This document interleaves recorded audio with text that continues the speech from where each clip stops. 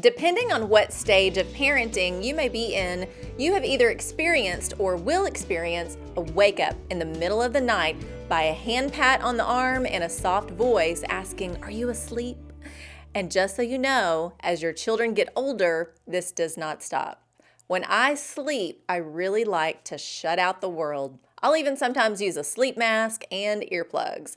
This, by the way, does make it more difficult as a mother for you to hear your children in the middle of the night. I never said I was perfect. One night, my oldest daughter could not sleep. Since she has a phone, she began texting me, which I obviously didn't hear, so she proceeded to come wake me up with a hand pat. Here's a little backstory.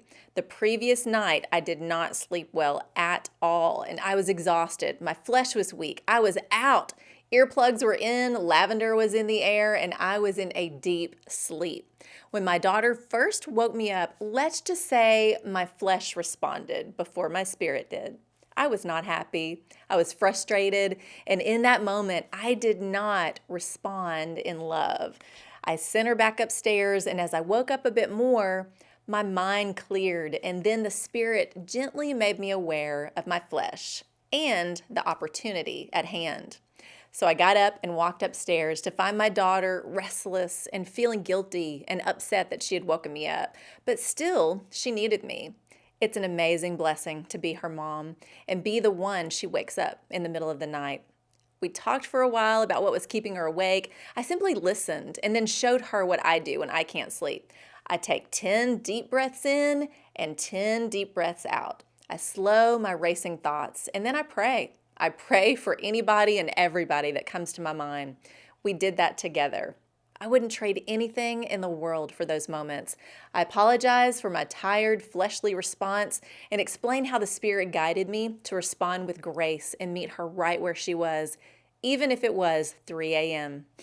What a gift we are given when met with fleshly inconveniences and frustrations.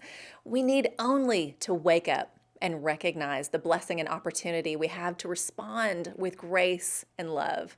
Romans 8:8. So then, those who are in the flesh cannot please God. But you are not in the flesh, but in the Spirit, if indeed the Spirit of God dwells in you.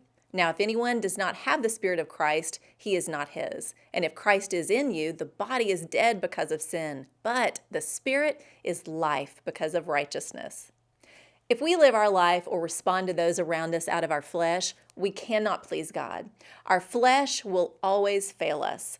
But if Christ dwells in you, His Spirit will be your guide. Not your emotions, not your feelings, not your opinions, His Spirit.